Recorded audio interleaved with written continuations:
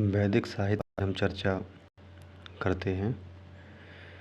तो यदि हम कल्पना करें कि आज से 3500 वर्ष पूर्व एक ऐसा ज्ञान रचा गया जिसे न केवल धर्म का आधार माना गया बल्कि दर्शन, विज्ञान, समाज, उस समय की राजनीतिक व्यवस्था और संस्कृति की नींव भी उसी पर रखी गई, और यही ज्ञान वैदिक साहित्य कहलाता है।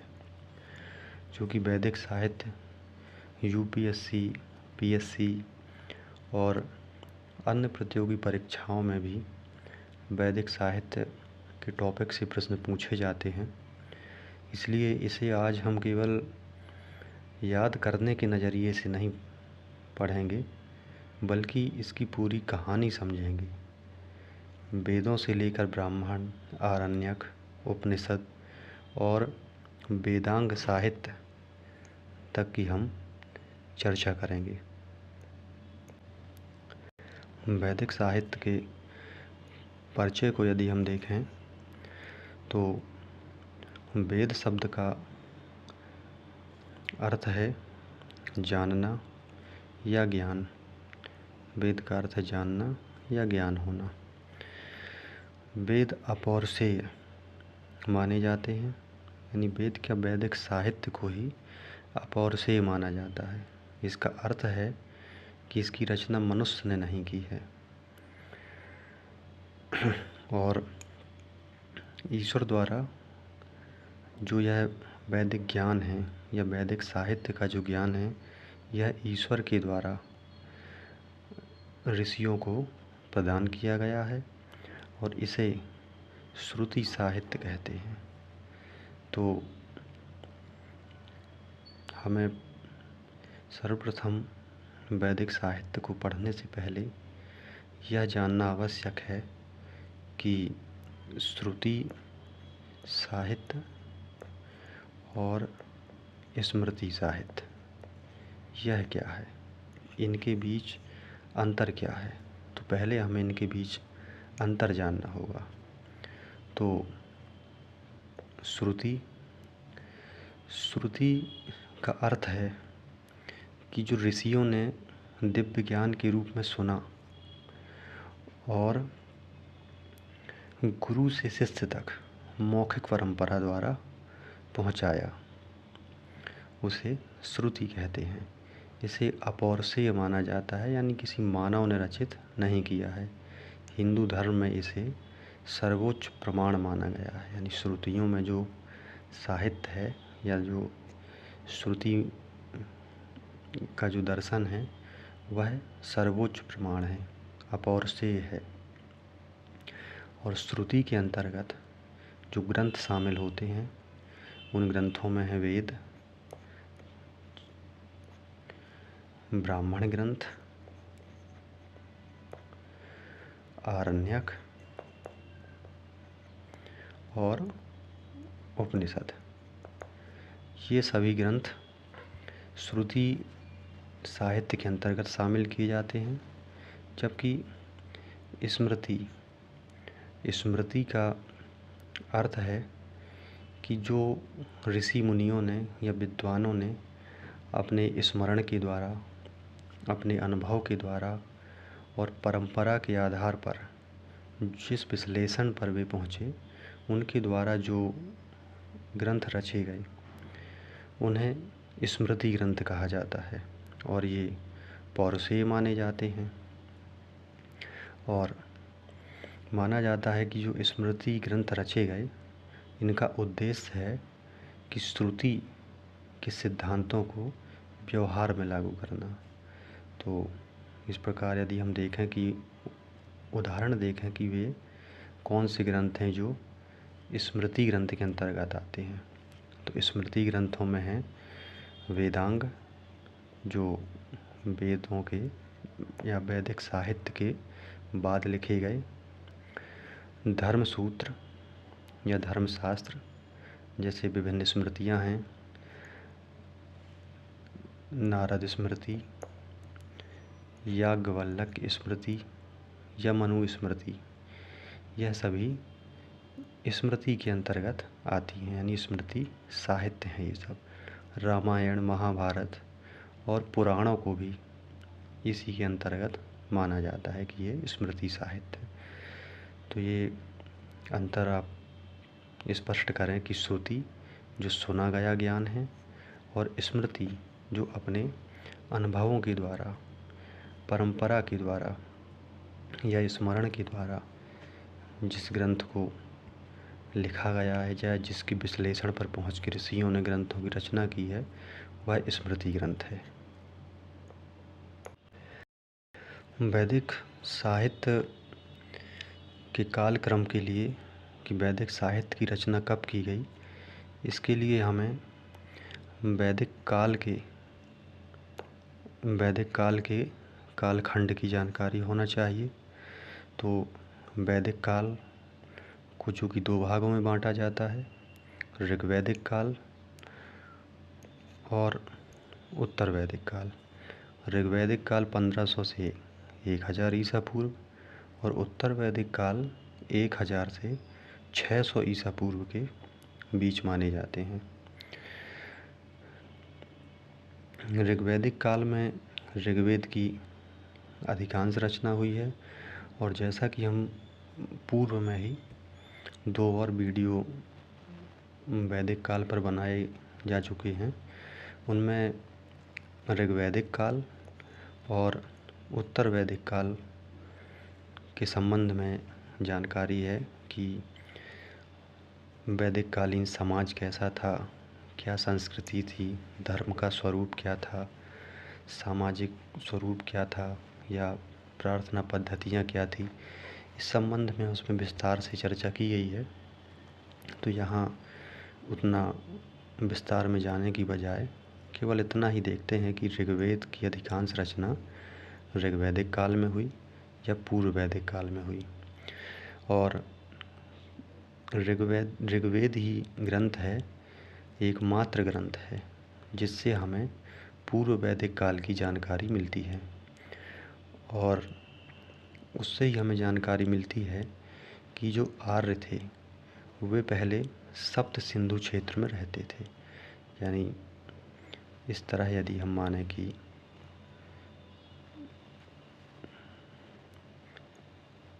तो चूँकि पहले तो भारत ही था, तो ये जो क्षेत्र है और ये यदि हम कल्पना करें कि सप्त सिंधु क्षेत्र है, तो यहाँ सर्वप्रथम आर्य आकर बसे हुए थे। और इसके बाद जब उत्तर वैदिक काल जो कि 1000 से 600 ईसा पूर्व है, अन्य जो वैदिक साहित्य है उसकी रचना उत्तर वैदिक काल में हुई, जिसमें सामवेद, यजुर्वेद, अथर्ववेद और ब्राह्मण ग्रंथ, आरण्यक, उपनिषद और वेदांगों की रचना हुई।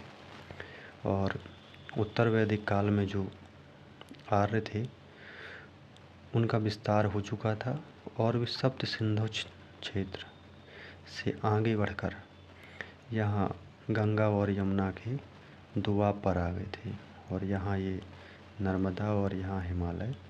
तो इसके बीचों बीच वाले भाग पर उस समय आर्यों का निवास स्थान यह क्षेत्र हुआ करता था। यह है वैदिक काल और वैदिक कालीन स्थितियों का एक संक्षिप्त में परिचय था कि वैदिक साहित्य की रचना की इससे एक पृष्ठभूमि की हमें जानकारी मिल जाती है। इसके बाद हम आगे वेद और वेद के बाद यह भी समझेंगे कि ब्राह्मण ग्रंथ क्यों लिखे गए,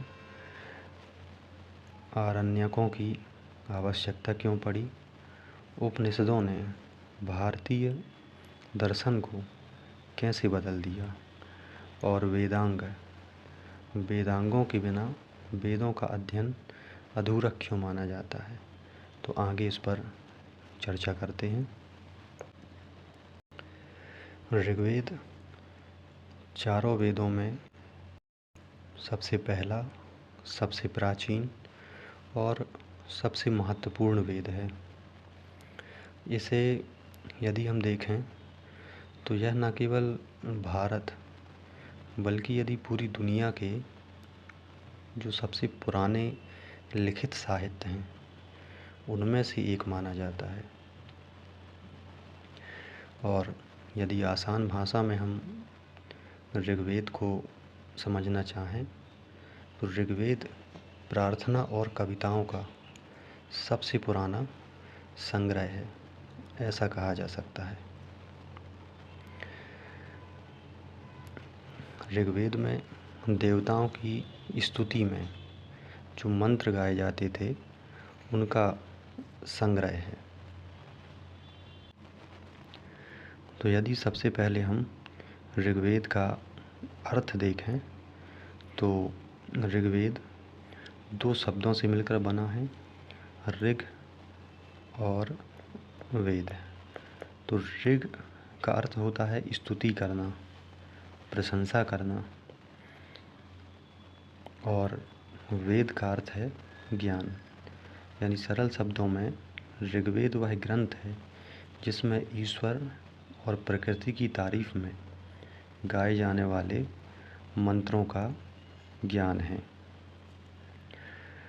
यदि ऋग्वेद की संरचना की बात करें तो जिस प्रकार आज की किताबों में विभिन्न चैप्टरों और पैराग्राफों में व्यवस्थित होती हैं, उसी प्रकार से ऋग्वेद भी बहुत व्यवस्थित तरीके से बटा है। इसमें मंडल हैं, मंडलों में सूक्त हैं और सूक्त में ऋचाएँ लिखी गई हैं जिन्हें मंत्र भी कहते हैं। तो ऋग्वेद के 10 मंडल हैं और 1028 इन मंडलों के अंदर 1028 सूक्त हैं और ये 10,500 से ज़्यादा मंत्र हैं, यानी कि ऋचाएँ हैं।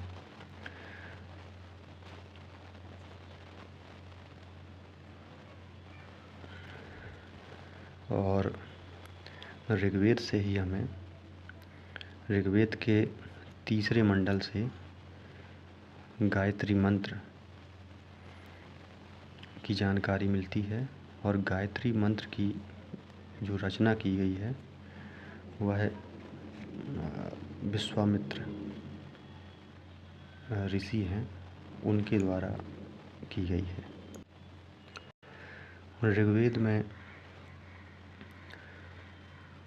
जो मंत्र लिखे गए हैं या ऋग्वेद में जो भी हमें विषय वस्तु मिलती है उसको यदि देखें तो वह मुख्य रूप से प्रकृति की शक्तियों को देवता मानकर उनकी स्तुति में लिखी गई हैं। तो हम कह सकते हैं कि उस समय का जो समाज था, ऋग्वैदिक समाज था, वह एक प्रकृति पूजक समाज था। और चूँकि उस समय मंदिर या मूर्तियाँ होती नहीं थीं तो लोगों के लिए प्रकृति ही उनके लिए सबसे अधिक महत्वपूर्ण थी और प्रकृति की ही वो लोग पूजा करते थे। तो ऋग्वेद में सबसे ज़्यादा जो मंत्र हैं या ऋग्वेद काल में सबसे जो महत्वपूर्ण देवता हैं, यदि हम उन्हें देखें तो इंद्र और अग्नि और वरुण, ये 3 देवता हैं जो ऋग्वेद में या ऋग्वेद कालीन समाज में सबसे ज़्यादा इन देवताओं को महत्वपूर्ण माना गया है। और जो गायत्री मंत्र था वह महर्षि विश्वामित्र के द्वारा सूर्य देव को समर्पित करके लिखा गया था। और ऋग्वेद से ही हमें 10वें मंडल में जो पुरुष सूक्त है उससे सर्वप्रथम समाज के 4 वर्णों का उल्लेख मिलता है। इससे पहले स्पष्ट रूप से समाज के वर्णों का उल्लेख नहीं था, या समाज 4 नहीं बल्कि 3 वर्णों का ही उल्लेख मिलता था कि समाज में 3 ही वर्ण हैं। चौथे वर्ण का उल्लेख 10वें मंडल से मिलता है।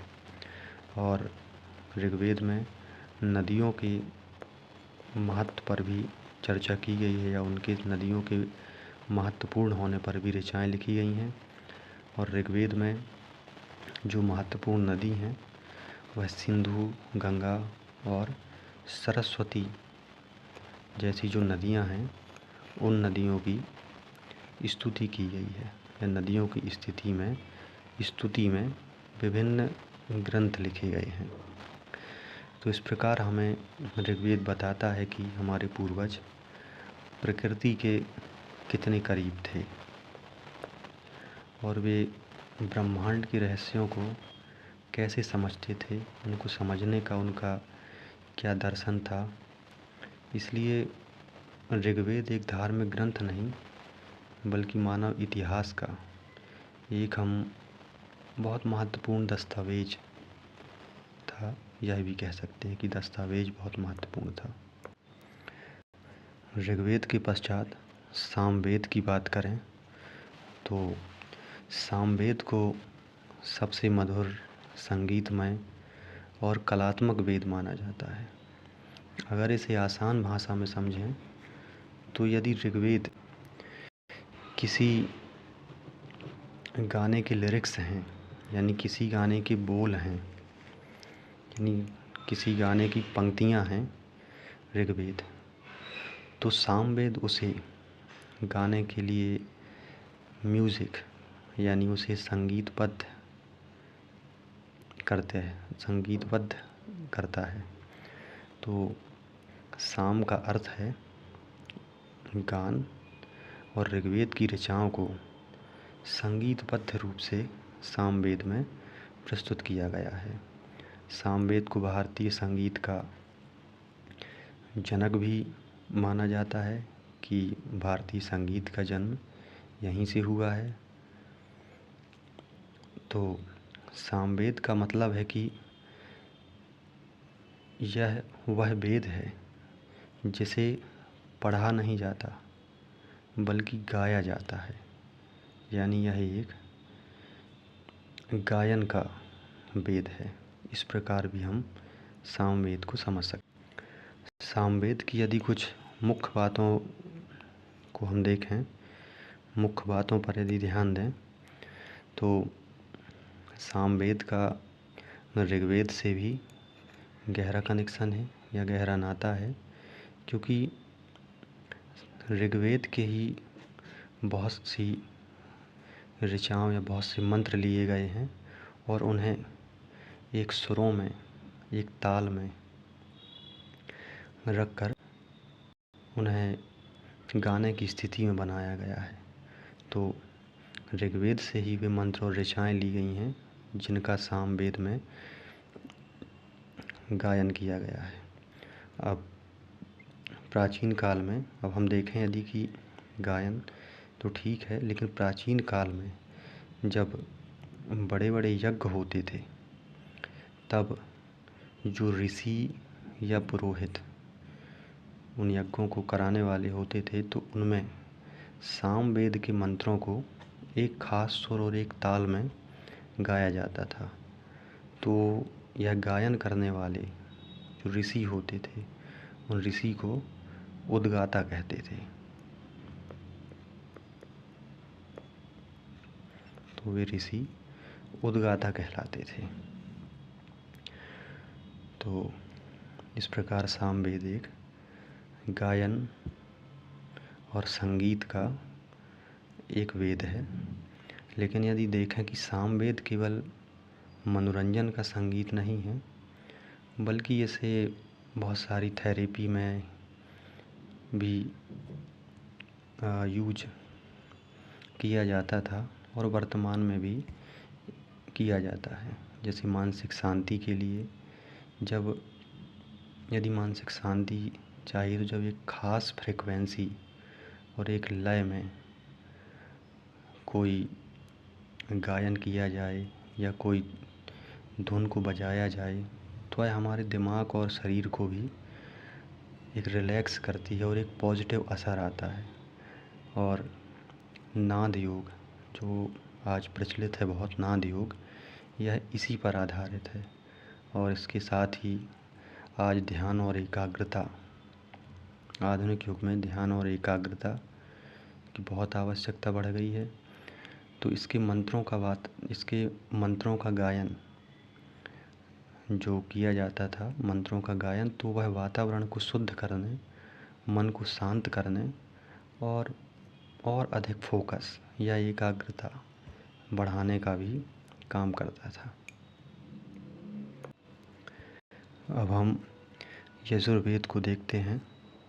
तो यजुर्वेद चारों वेदों में कर्मकांड, अनुष्ठान और यज्ञ का वेद कहा जाता है। अगर इसे आसान भाषा में समझें तो ऋग्वेद यदि थ्योरी है और सामवेद यदि उसका म्यूज़िक है, तो यजुर्वेद यह बताता है कि इस ज्ञान को असल जीवन में कैसे लागू करना है। यानी यह एक प्रैक्टिकल या इंस्ट्रक्शन मैनुअल देता है कि जो हमें ज्ञान प्राप्त हुआ है वेदों से, उसे किस प्रकार से हमें वास्तविक जीवन में उतारना है। यजुर्वेद के यदि हम अर्थ की बात करें तो यजुस का अर्थ है यज्ञ और वेद का अर्थ है ज्ञान। यानी यजुर्वेद एक ऐसा ग्रंथ है जो हमें यह सिखाता है कि यज्ञ, पूजा और अच्छे कर्म सही तरीके से कैसे किए जाने चाहिए। यह हमें उनके नियम और विधियां बताता है। फिर यदि कुछ महत्वपूर्ण बातों पर बात की जाए यजुर्वेद की, तो गद्य और पद्य, ऋग्वेद और सामवेद पूरी तरह से कविताओं में लिखे गए हैं। ऋग्वेद है और सामवेद है, ये दोनों ही पोइट्री के फॉर्म में हैं। लेकिन यजुर्वेद गद्य और पद्य यानी प्रोस और पोइट्री दोनों ही रूपों में लिखा गया एक इकलौता वेद है। और इसकी दो शाखाएं, शुक्ल यजुर्वेद और कृष्ण यजुर्वेद। तो इनका मतलब है कि शुक्ल यजुर्वेद जो है उसका मतलब है कि साफ या उजला। यानी जो शुक्ल यजुर्वेद में जो मंत्र हैं वे मंत्र बहुत ही स्पष्ट और व्यवस्थित हैं, ऑर्गेनाइज तरीके से लिखे गए हैं। लेकिन कृष्ण यजुर्वेद, तो कृष्ण का अर्थ है काला या गहरा, यानी काला और गहरा। तो इसमें मंत्र और उन्हें करने की विधियां थोड़ी आपस में मिली जुली हैं, इसलिए इसे समझना थोड़ा कठिन हो जाता है।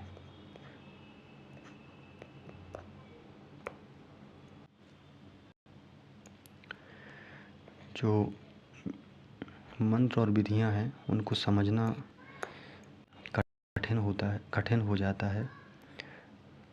तो इसमें फिर पुरोहित होते थे जो मदद करते थे।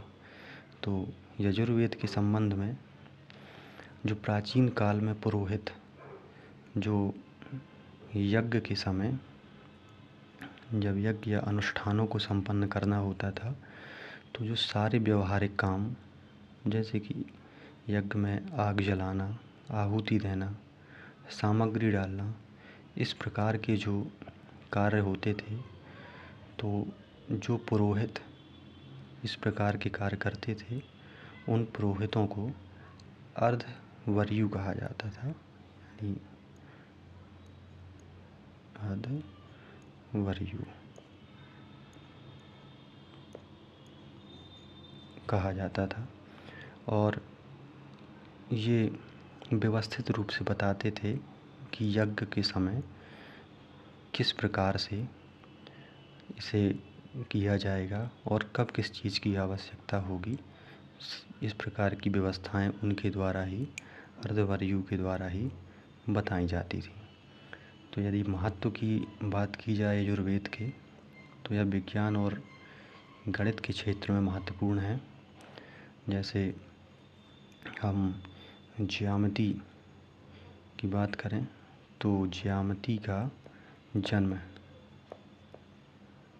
यजुर्वेद से माना जाता है, क्योंकि यज्ञ करने के लिए यज्ञ वेदी बनाई जाती थी और जो विभिन्न आकारों की होती थी, जैसे चौकोर, तिकोनी आकृति की या पक्षी के आकार की भी हो सकती थी।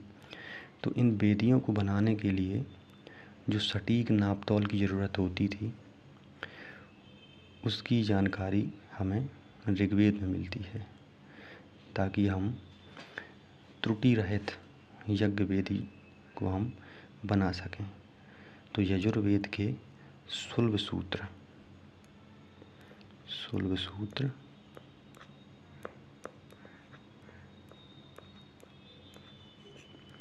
यजुर्वेद के शुल्ब सूत्र में यही नापतोल दिया गया है और इसे शुल्ब सूत्र को भारतीय ज्यामिति की शुरुआत माना जाता था। प्रकृति और कृषि के संबंध में भी यजुर्वेद का महत्व है। इसमें अच्छी फसल, बारिश और प्रकृति के साथ कैसे तालमेल बिठा करके कृषि के कार्य किए जाएं, ताकि हमें बेहतर परिणाम प्राप्त हो, इस तरह की चीज़ें भी हमें, इस तरह के से संबंधित बातें हमें यजुर्वेद में प्राप्त होती हैं। अब यजुर्वेद के पश्चात हम अथर्ववेद देखते हैं, अथर्ववेद के संबंध में चर्चा करते हैं। तो चारों वेदों में अथर्ववेद सबसे अलग और जो आम इंसान हैं, आम लोग हैं, उनके सबसे करीब का वेद है, क्योंकि ऋग्वेद देवताओं की स्तुति में या देवताओं की स्तुति से संबंधित है, सामवेद संगीत से संबंधित है और यजुर्वेद यज्ञ और अनुष्ठानों से संबंधित है। तो हम कह सकते हैं कि अथर्ववेद आम इंसान के रोज़मर्रा के जीवन, उनके व्यवहारिक जीवन से जुड़ा हुआ वेद है। तो अथर्ववेद का यदि हम अर्थ देखें तो प्राचीन काल के महान ऋषि अथर्वा ऋषि के नाम पर ही अथर्ववेद का नाम रखा गया है और उन्हें ही अथर्ववेद का रचयिता माना जाता है। और अथर्व का अर्थ यह भी होता है कि जो स्थिर हो, यानी जो स्थिर हो। अथर्ववेद को ब्रह्मवेद भी कहा जाता है, यानी ब्रह्मवेद भी अथर्ववेद को कहा गया है। और अथर्ववेद इंसान के जीवन में स्थिरता, स्वास्थ्य और शांति लेकर आए, इस प्रकार की विषय वस्तु को रखा गया है, विषय वस्तु पर चर्चा की गई है। अथर्ववेद विषय वस्तु पर चर्चा करें तो हम देखते हैं कि यह वेद किसी एक विषय पर नहीं, बल्कि उस समय के समाज में होने वाली घटनाएं, उस समय के समाज की ज़रूरतें, उन सभी संदर्भों को, बातों को या आवश्यकताओं को एक साथ अथर्ववेद में शामिल किया गया है। तो हम अथर्ववेद को एक इंसाइक्लोपीडिया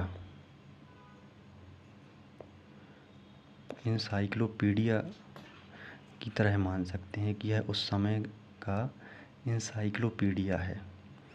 तो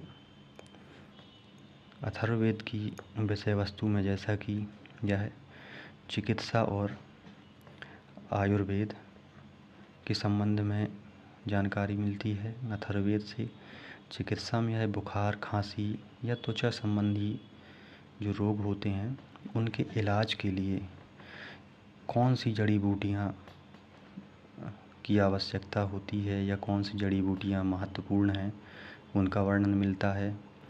और आयुर्वेद जो कि भारतीय चिकित्सा पद्धति का एक बहुत ही महत्वपूर्ण ग्रंथ है, इसका बहुत बड़ा हिस्सा अथर्ववेद से ही लिया गया है। और सामाजिक जीवन की यदि हम बात करें कि सामाजिक जीवन की क्या जानकारी मिलती है, तो सामाजिक जीवन में शादी विवाह के नियम या परिवार में कैसे रहना है या कैसे रहना है, और यदि घर में मेहमान आते हैं या अतिथि आते हैं तो उनका स्वागत कैसे करना चाहिए, इस तरह की बातों को भी अथर्ववेद में शामिल किया गया है। यानी सामान्य जनजीवन से संबंधित विषयों को ही अथर्ववेद में रखा गया है। इसके बाद जो जादू टोना, जिसे हम ब्लैक मैजिक कहते हैं आज, जादू टोना और रक्षा के संबंध में भी इसमें चर्चा मिलती है। तो इसमें शत्रुओं से, बुरी नज़र से, मानसिक डर से बचने के लिए मंत्र दिए गए हैं जो उस समय के लोग अपनी सुरक्षा के लिए इस्तेमाल करते थे। और वास्तु और निर्माण के संबंध में भी हमें अथर्ववेद से जानकारी होती है। इस प्रकार हम देखते हैं कि अथर्ववेद एक सामान्य जनजीवन से जुड़ा हुआ वेद है। सामान्य जनजीवन के सरोकारों की हमें अथर्ववेद में जानकारी मिलती है। वेदों के पश्चात हम ब्राह्मण ग्रंथों को देखते हैं कि ब्राह्मण ग्रंथ क्या हैं, इनकी रचना क्यों की गई है और इनका महत्व क्या है, इस पर हम चर्चा करते हैं। तो ब्राह्मण शब्द संस्कृत के ब्रह्म से बना है और इस संदर्भ में इसका अर्थ मंत्र या यज्ञ होता है। तो वेदों में यज्ञों के मंत्र तो थे, लेकिन उन्हें कब, कैसे और किस उद्देश्य से करने हैं इसकी जानकारी भी थी, लेकिन विस्तृत जानकारी नहीं थी। तो इसी विस्तृत जानकारी और उस स्पष्टता को लाने के लिए ब्राह्मण ग्रंथों की रचना की गई थी। तो ब्राह्मण ग्रंथ वेदों की गद्य शैली में लिखी गई व्याख्याएं हैं। ये प्रोज में लिखे गए हैं और इनमें यज्ञों की विधियाँ, अनुष्ठान, उनके आध्यात्मिक अर्थ और धार्मिक प्रतीक, उनके धार्मिक प्रतीक क्या हैं और पुरोहितों के कर्तव्य क्या हैं, यानी पुरोहितों के कर्तव्यों का वर्णन भी हमें ब्राह्मण ग्रंथों में मिलता है। अब हम ब्राह्मण ग्रंथों के यदि उद्देश्य या इनकी जो रचना हुई है उसके कारणों को देखें तो समय के साथ समाज में, जब वैदिक समाज में परिवर्तन आया तो यज्ञ जटिल हो गए, क्योंकि यज्ञों की संख्या और उनके स्वरूप में परिवर्तन हो गया। प्रारंभ में जो यज्ञ होते थे, जो वैदिक यज्ञ होते थे, वे सरल थे और छोटे स्तर पर होते थे, हम ऐसा मान सकते हैं।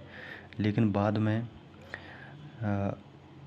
यज्ञ बड़े बड़े यज्ञ और राजाओं के द्वारा कराए जाने लगे, जैसे अश्वमेध यज्ञ, राजसूय यज्ञ, वाजपेयी यज्ञ। इस तरह के जब बड़े बड़े यज्ञ होने लगे तो यह प्रश्न उठे कि कौन सा मंत्र कब बोला जाए, किस दिशा में बैठना है, कौन सी सामग्री प्रयोग की जाए और किस पुरोहित का कार्य क्या होगा। तो जब इस तरह के प्रश्न उठने लगे तो इन प्रश्नों के समाधान के लिए ही बाद में ब्राह्मण ग्रंथों की रचना हुई। फिर इसके पश्चात हम देखते हैं कि यज्ञ बड़े स्तर पर होने लगे थे, उनका महत्व बढ़ रहा था। तो इससे पुरोहित वर्ग का भी महत्व बढ़ा। तो उत्तर वैदिक काल में वैदिक काल से, जो कि ऋग्वैदिक काल है, उससे अधिक महत्वपूर्ण भूमिका ब्राह्मणों की हो गई, यानी पुरोहित वर्ग की भूमिका अधिक महत्वपूर्ण हो गई। इस वजह से और यज्ञों के नियमों को व्यवस्थित और संकलित भी किया जाने लगा, और ये सभी कारणों ने कहीं ना कहीं पुरोहित वर्ग के महत्व को बढ़ाया या उनकी महत्वता को स्पष्ट करते हैं। फिर और कारणों में देखा जाए तो जो वेदों की भाषा थी वह अत्यंत प्राचीन थी, कठिन थी। तो ब्राह्मण ग्रंथों ने मंत्र का अर्थ क्या है, उसका धार्मिक महत्व क्या है और उसका सही प्रयोग क्या होगा, यह जानकारी या इस संबंध में ब्राह्मण ग्रंथों ने चर्चा की है। अतः इसलिए हम देखते हैं या समझ सकते हैं कि ब्राह्मण ग्रंथों की रचना की गई ताकि सामान्य जन या नए पुरोहितों के लिए इन्हें बिना मार्गदर्शन के समझा जा सके। इसके लिए ब्राह्मण ग्रंथों की रचना हुई। यज्ञीय विधियों का स्पष्टीकरण हो, किस विधि को कब किया जाना है, किस प्रकार किया जाना है, इसकी स्थिति स्पष्ट होनी चाहिए। कर्मकांडीय तर्क कि किस प्रकार के यज्ञ या हवन होने चाहिए, उनकी कितनी कहें कि कितने बड़े स्तर पर होने चाहिए या उनके क्या नियम होना चाहिए, उसके संबंध में क्या तर्क हो सकते हैं, इन सब पे चर्चा ब्राह्मण ग्रंथों में की गई है। और ब्राह्मण ग्रंथ संक्रमणकालीन कड़ी के रूप में है। यह एक ट्रांजिशनल फेज़ भी हमें दर्शाते हैं, क्योंकि हम वेदों के बाद जब और अन्य वैदिक साहित्य की ओर बढ़ते हैं तो वह ये ज्ञान के निरंतर क्रम में ब्राह्मण ग्रंथ भी महत्वपूर्ण है, इसलिए एक संक्रमणकालीन कली हैं। तो यदि कुछ विशेषताएं देखें ब्राह्मण ग्रंथों की तो उन विशेषताओं में है कि ये गद्य शैली में लिखे गए हैं। यज्ञों और कर्मकांडों का विस्तृत वर्णन है। धार्मिक प्रतीकों की इनमें व्याख्या की गई है। और ब्राह्मण ग्रंथों में हमें कई पौराणिक और ऐतिहासिक कथाएं भी देखने को मिलती हैं। तत्कालीन समाज, राजनीति और राजाओं की क्या स्थिति थी, कहाँ कौन सा राज्य था, इन सब तमाम चीज़ों की जानकारी हमें ब्राह्मण ग्रंथों से मिलती है। और यदि कुछ महत्वपूर्ण ब्राह्मण ग्रंथों की बात करें तो उनमें ऐतरेय ब्राह्मण, शतपथ ब्राह्मण, इस तरह के ग्रंथ हैं। ये महत्वपूर्ण ब्राह्मण ग्रंथ हैं। अतः इस प्रकार हम कह सकते हैं कि जो ब्राह्मण ग्रंथ हैं वे वैदिक युग के धार्मिक जीवन राजकीय अनुष्ठानों और सामाजिक संरचना को समझाने में बहुत ही एक महत्वपूर्ण स्रोत के रूप में काम आते हैं या बहुत महत्वपूर्ण स्रोत माने जाते हैं। वैदिक साहित्य के क्रम में अब जो अगला ग्रंथ आता है आरण्यक है। आरण्यक शब्द अरण्य यानी कि जंगल या वन से बना हुआ है और इसके अरण्य नाम के पीछे वजह यह है कि इन ग्रंथों की रचना उस समय हुई जब वैदिक समाज में कुछ लोग गृहस्थ जीवन के बाद वानप्रस्थ आश्रम में जाकर वन में निवास करते थे और आध्यात्मिक चिंतन करते थे।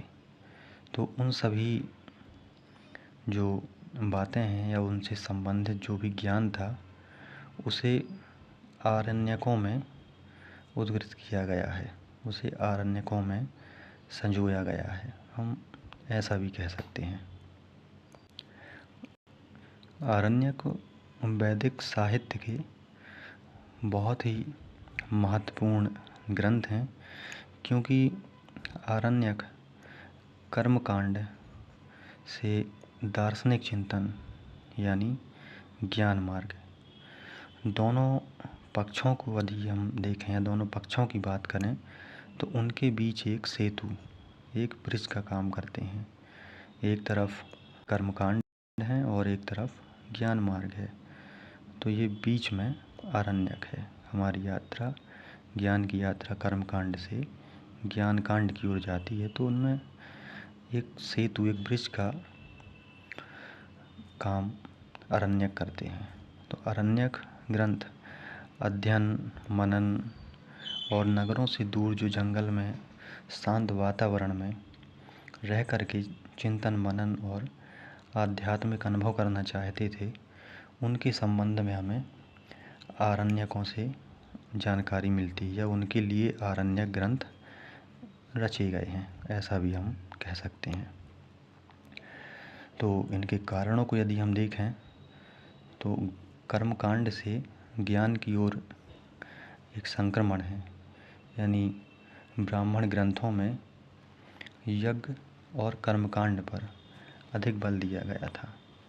जैसे हम देखें कि वेदों और ब्राह्मण ग्रंथों में यज्ञों को और कर्मकांड पर ही अधिक चर्चा मिलती है। तो समय के साथ जब ऋषियों ने सोचा कि क्या बाहरी ज्ञान पर्याप्त है, कि बाहरी ज्ञान क्या पर्याप्त है, तो देखा कि यह पर्याप्त नहीं बल्कि इसके पीछे यज्ञों और कर्मकांड का जो ज्ञान है, इसके पीछे छिपे आध्यात्मिक अर्थ को भी समझना चाहिए।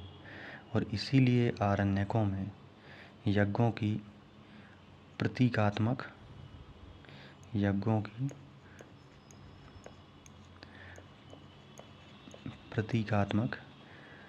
और दार्शनिक व्याख्या की गई है। वानप्रस्थी जो लोग थे, जो घरों से दूर रहकर वन में, जंगल में ध्यान, तप और आध्यात्मिक चिंतन करते थे, तो उनके लिए, उनके अध्ययन, मनन, अध्यापन के लिए हमें ऐसे ग्रंथों की आवश्यकता थी जो बाहरी कर्मकांड से आगे बढ़कर आध्यात्मिक ज्ञान प्रदान कर सके। तो इसी आवश्यकता ने ही आरण्यकों को, यानी आरण्यक ग्रंथों को जन्म दिया है। और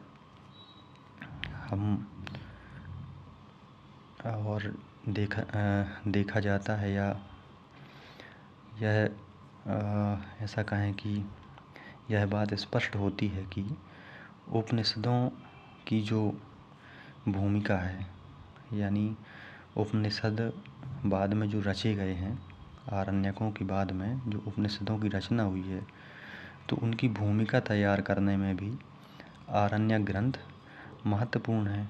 क्योंकि आरण्यकों में जो विषय हैं वो लाइफ एनर्जी, ब्रह्मांड की उत्पत्ति और रहस्य, आत्मा और सत्य का चिंतन, इन सब पर ध्यान दिया जाने लगा था। इन सब का चिंतन और मनन एक प्रतीक के तौर पर या एक प्रारंभिक स्तर पर किया जाने लगा था, और इन्हीं सब विषयों ने आगे चल के उपनिषदों के विकास में महत्वपूर्ण भूमिका निभाई। तो आरण्यक ग्रंथ ब्राह्मण ग्रंथों और उपनिषदों के बीच की एक महत्वपूर्ण कड़ी है। पहली बार इसमें थोड़ा इसे साफ कर लें। देखते हैं कि पहली बार आरण्यकों में आत्मा, ब्रह्मा, मोक्ष, ध्यान, इन सब चीज़ों पर या इन पर गंभीर विचार होना शुरू हुआ, और यही सब बातें आगे चल के उपनिषदों का विषय बनी और उपनिषदों के विकास में एक सहायक की भूमिका में रही, ऐसा कहा जा सकता है। तो आरण्यकों ने बताया कि वास्तविक यज्ञ, यदि हम इसके अर्थ को समझें कि तो वास्तविक अर्थ यह है कि आरण्यकों ने केवल यह बताया कि वास्तविक यज्ञ केवल अग्नि में आहुति देना नहीं है, बल्कि मन और इंद्रियों का संयम भी है।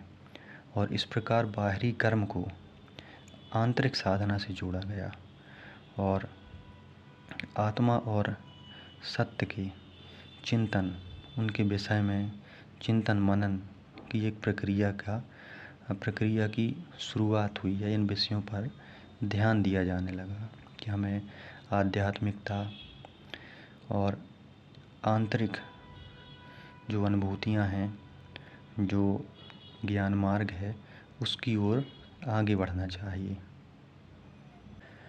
अब हम उपनिषद की ओर आगे बढ़ते हैं, और आगे बढ़ने से पहले यदि हम एक प्रश्न पूछें कि क्या केवल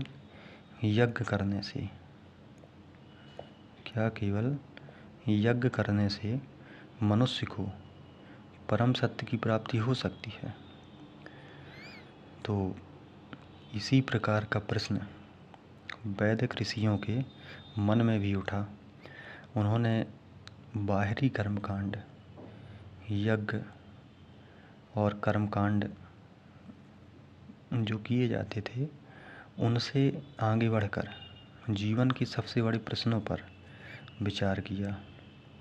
तो वे प्रश्न उसी तरह के प्रश्न थे जैसे हम या आम जनजीवन में भी कई बार ऐसी स्थितियां आती हैं जब हम किसी ऐसी घटना या हमारे साथ इस तरह की कोई घटना होती है जब हम यह समझने का प्रयास करते हैं, यानी एक अस्तित्ववाद की ओर चले जाते हैं कि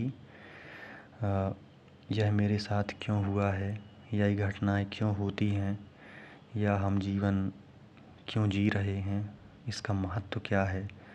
तो जब कोई हमारे साथ कोई प्रियजन हो, परिजन हो, उसके साथ कोई अप्रिय घटना हो जाए, तो या कोई ऐसी बात हो जाए जिसके लिए हम तैयार ना हों, तो इस तरह के अस्तित्ववाद संबंधी प्रश्न एक स्वाभाविक रूप से हमारे मन में उठने लगते हैं। तो यही प्रश्न ऋषि मुनियों के मन में उठे कि क्या कर्मकांड और यज्ञ अनुष्ठान ये सब पर्याप्त हैं, या इससे आगे भी हमें ज्ञान मार्ग, ज्ञान कांड या आध्यात्मिकता की ओर बढ़ना चाहिए। तब निम्न प्रश्नों पर विचार किया गया, या इन प्रश्नों को समझा गया और इन्हें एक विषय वस्तु के रूप में लाया गया, ऐसा भी कह सकते हैं कि। तो ये प्रश्न थे कि मैं कौन हूँ, इस संसार का मूल क्या है, संसार क्यों है, आत्मा क्या है, ब्रह्मा क्या है, मृत्यु के बाद क्या होता है, और मोक्ष कैसे प्राप्त होता है। इन प्रकार के तमाम जो भी प्रश्न थे, इन प्रश्नों को जो उत्तर देने वाले ग्रंथ हैं, इन प्रश्नों की व्याख्या करने वाले या इन्हें स्पष्ट करने वाले जो ग्रंथ हैं, वे ग्रंथ ही उपनिषद हैं। और यही चीज़ें उपनिषदों की रचना का आधार बनी, ऐसा भी कहा जा सकता है। तो भारतीय दार्शनिक चिंतन का चरमोत्कर्ष है, यानी उत्कृष्ट हैं भारतीय दर्शन में, और इन्हें वेदांत कहा गया है। और ये वेदों के अंतिम भाग माने जाते हैं, और उनका वेदों का ही ये एक प्रकार से हम कहें कि दार्शनिक निष्कर्ष है। तो ऋग्वेद काल के देवताओं की स्तुति, उत्तर वैदिक काल के जटिल कर्मकांड, इनके खिलाफ उपनिषद एक वैचारिक क्रांति थे, क्योंकि उपनिषदों की विषय वस्तु ही यही है कि कर्मकांड, यज्ञ अनुष्ठान, इस प्रकार की चीज़ें पर्याप्त नहीं हैं, बल्कि ज्ञान, चिंतन, आत्म साक्षात्कार, आध्यात्मिकता, इन सभी प्रश्नों को भी प्राथमिकता देना जरूरी है। इन सभी प्रश्नों पर विचार करना भी ज़रूरी है। तो यही कारण था कि उपनिषदों का विकास हुआ या उपनिषदों की रचना की गई। तो हम उपनिषद का यदि अर्थ देखें कि उपनिषद का क्या अर्थ होता है, तो वह है उप और नी और सद। तो उपनिषद में उप का अर्थ है पास, नी का अर्थ है नीचे या विनम्रता से, और सद का अर्थ है बैठना। तो गुरु के समीप बैठकर जो ज्ञान प्राप्त किया गया है, वही ज्ञान उपनिषदों में है।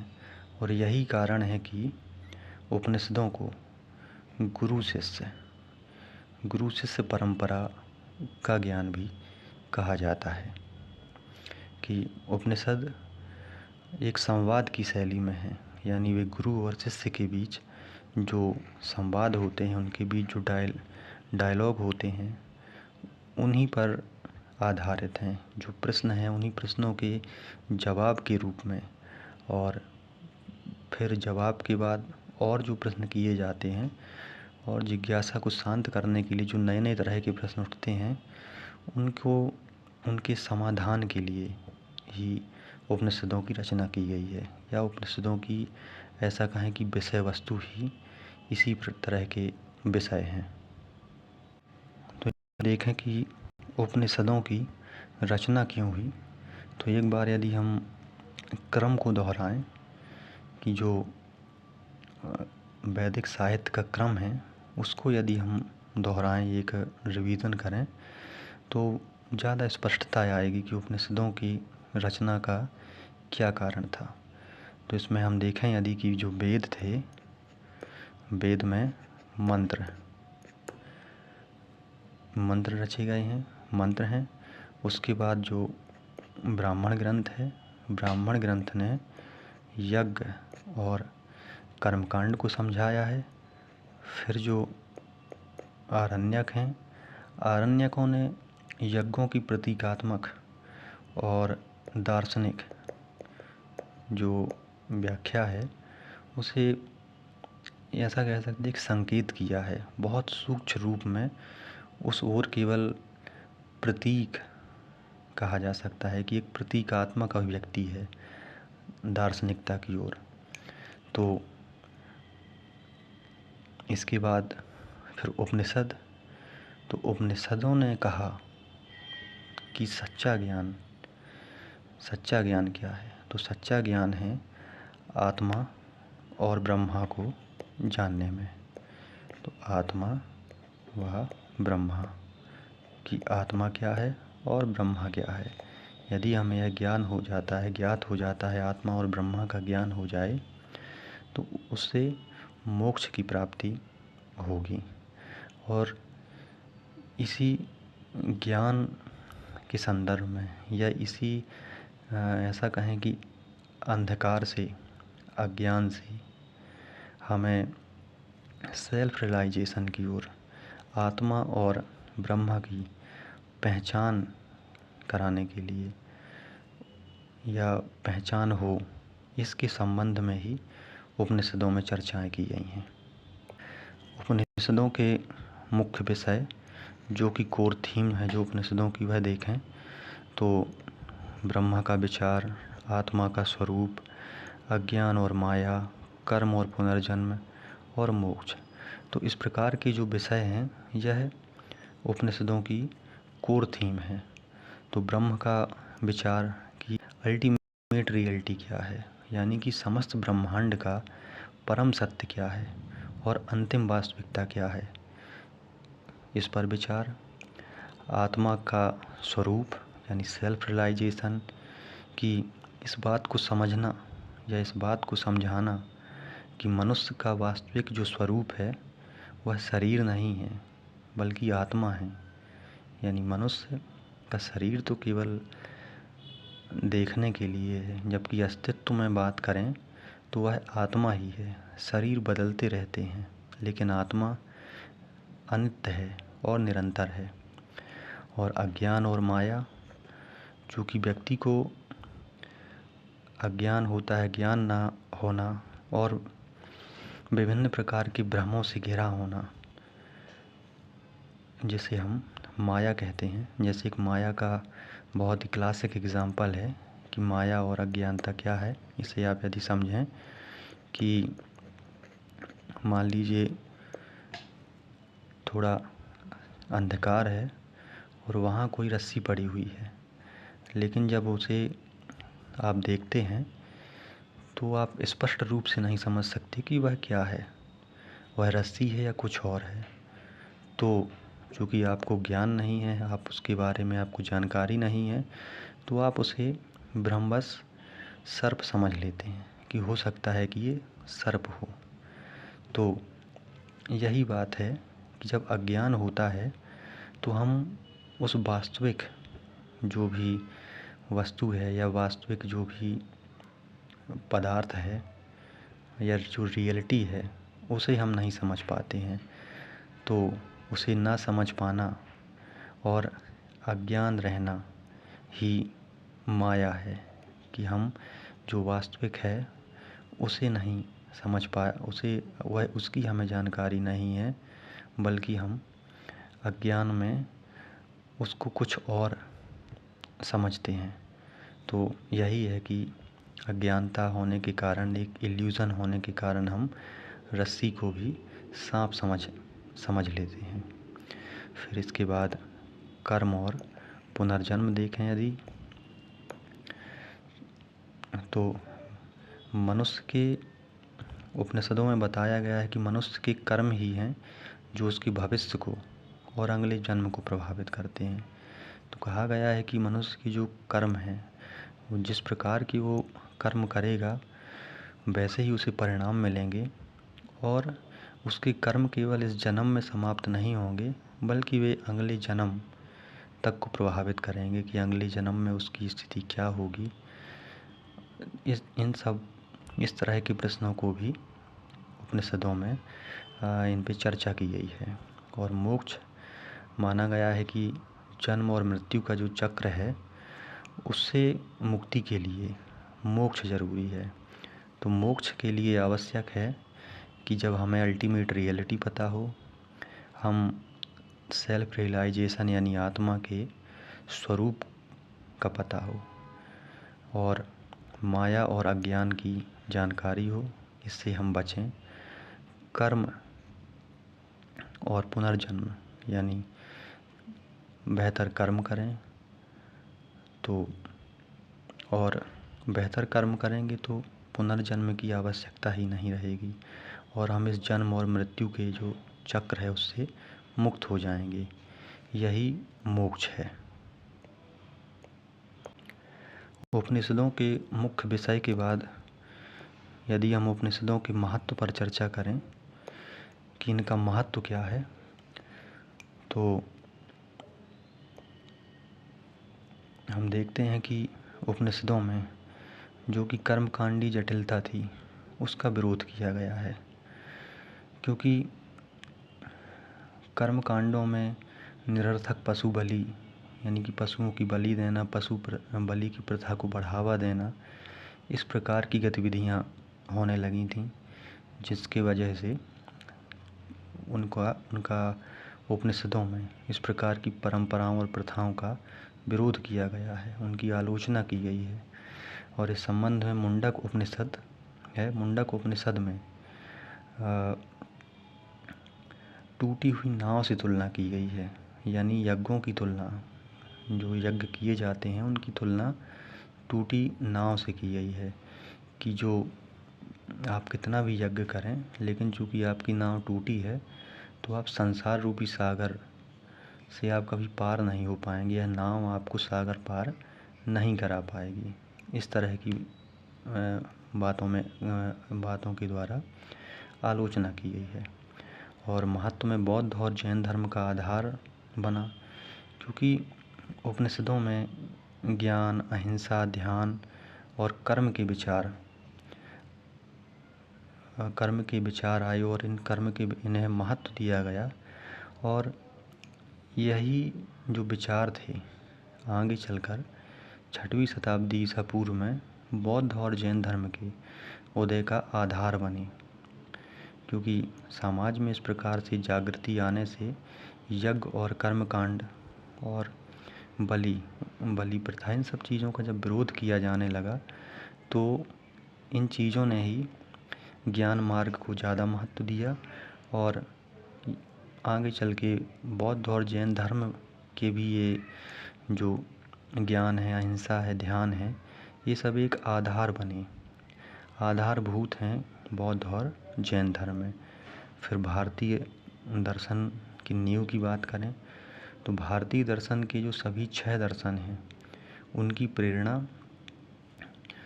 वे अपनी प्रेरणा भी उपनिषद से ही लेते हैं। और यदि जैसे सांख्य और योग, ये सभी भारतीय दर्शन, ये षड दर्शन में आते हैं। और अद्वैत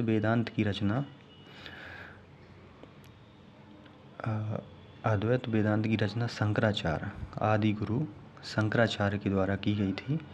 तो वह भी एक उपनिषदों पे ही लिखा गया एक भाष्य है। जो कि अद्वैत वेदांत है वह उपनिषदों से ही लिखा गया है, उन उपनिषदों पे ही एक भाष्य लिखा गया है।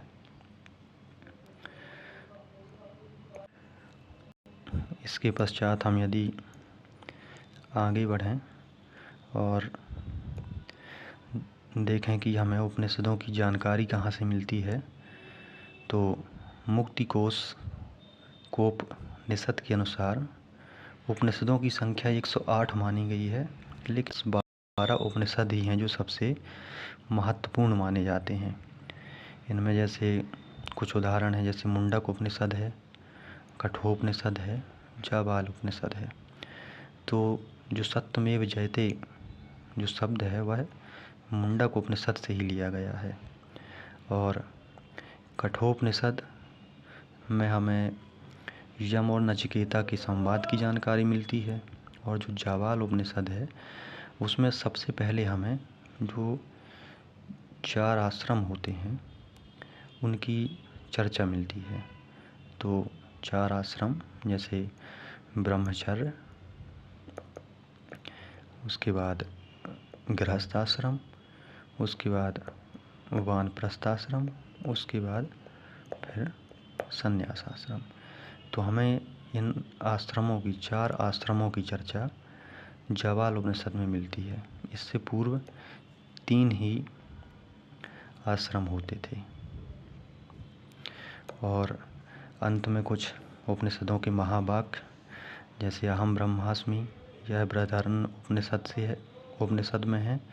और बृहदारण्यक उपनिषद यजुर्वेद का ही हिस्सा है। और अहम ब्रह्मास्मि का अर्थ है मैं ही ब्रह्म हूँ। तत्त्वमसि, यह छांदोग्य उपनिषद से है। और छांदोग्य उपनिषद सामवेद का हिस्सा है। तत्त्वमसि का अर्थ है कि वह तुम ही हो, यानी वह ब्रह्म तुम ही हो।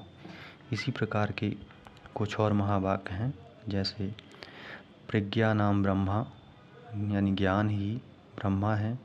अयमात्मा ब्रह्मा, यानी यह आत्मा ही ब्रह्मा है। तो ये सभी महावाक्य हैं। ये कभी कभी परीक्षा में या मेंस में कोट करने के काम भी आ जाते हैं। तो इस प्रकार हमने उपनिषदों के संबंध में चर्चा की।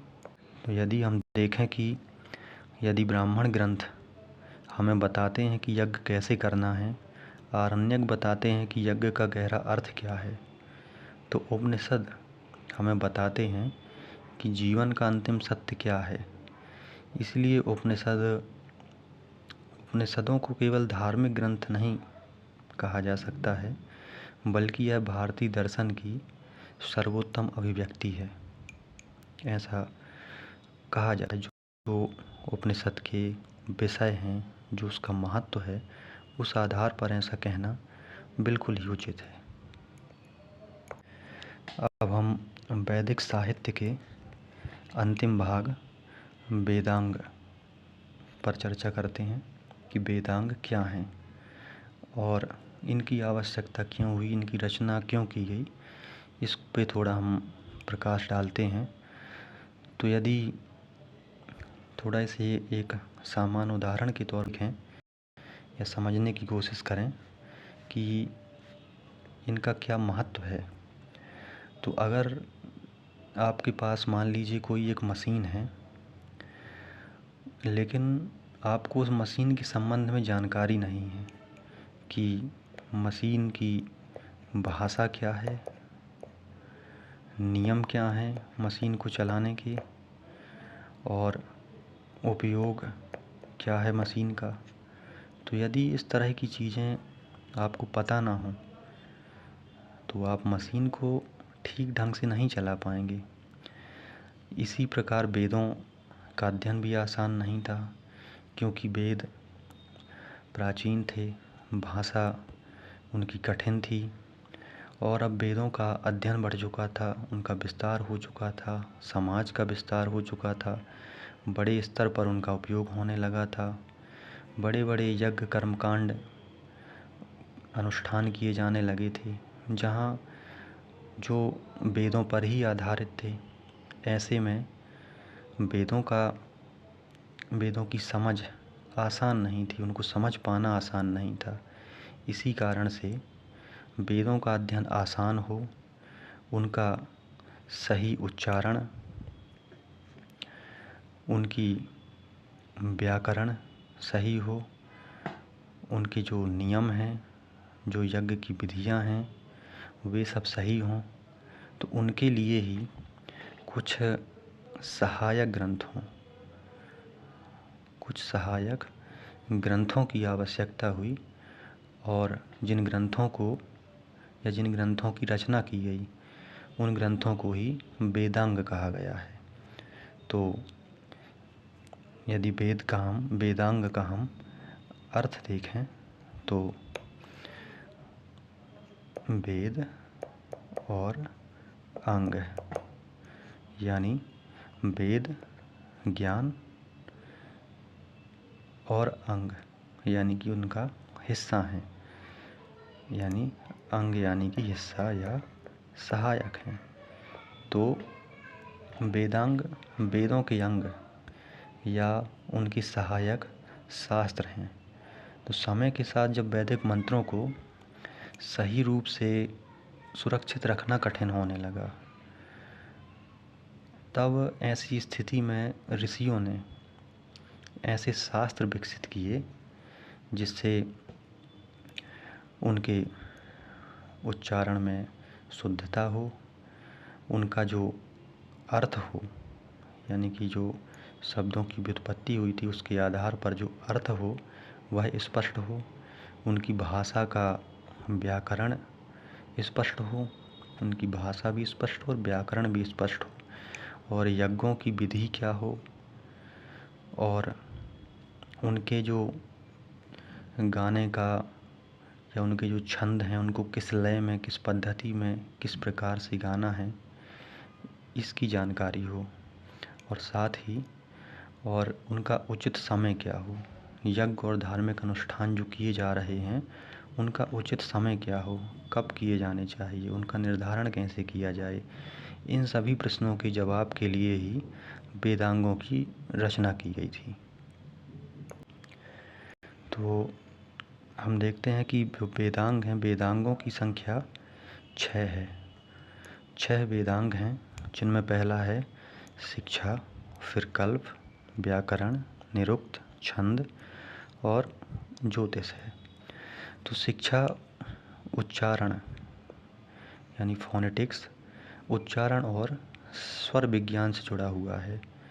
इसमें हमें जानकारी मिलती है कि मंत्रों का सही उच्चारण कैसे किया जाए, उनकी स्वर, मात्रा और ध्वनियों का अध्ययन कैसे किया जाए, उनको कैसे समझा जाए, इसके संबंध में हमें जानकारी शिक्षा के द्वारा मिलती है। यानी सही उच्चारण के बारे में स्पष्ट किया गया है। उसके बाद हम देखें कल्प, तो कल्प जो कि रिचुअल्स होते हैं, यज्ञ और जो संस्कार हैं उनकी विधि के संबंध में है कि यज्ञ कैसे करना है, यानी कि यज्ञ कैसे हो, संस्कार, विवाह, उपनयन और जो अन्य संस्कार हैं वे कैसे संपन्न किए जाएं, उनके नियम क्या हों, इन्हें कल्प में स्पष्ट किया गया है। फिर व्याकरण, व्याकरण में भाषा के नियम दिए गए हैं। तो चूँकि व्याकरण एक ऐसा विषय है जो सभी भाषाओं में, चाहे वह संस्कृत भाषा हो, हिंदी हो या अंग्रेजी हो, तो उनमें ग्रामर बहुत महत्वपूर्ण होती है। तो ग्रामर इसलिए महत्वपूर्ण है क्योंकि वह शब्दों की सही रचना और उनकी शुद्धता को स्पष्ट करती है। तो संस्कृत और वैदिक शब्दों की शुद्धता को बनाए रखने और शब्दों की सही रचना, उनके सही क्रम को बनाए रखने के लिए ही व्याकरण की रचना की गई थी। और इसके बाद है निरुक्त। तो निरुक्त है कि कठिन वैदिक शब्दों का अर्थ, यानी कि जो शब्दों की व्युत्पत्ति वैदिक काल में हुई थी, तो जो कठिन शब्द थे तो उन कठिन शब्दों को की व्याख्या कैसे की जाए या उनकी व्याख्या क्या होती है, तो उनकी शब्दों की उत्पत्ति और उनके अर्थ को स्पष्ट करने के लिए निरुक्त को लिखा गया, या निरुक्त एक सहायक ग्रंथ के रूप में काम करता है।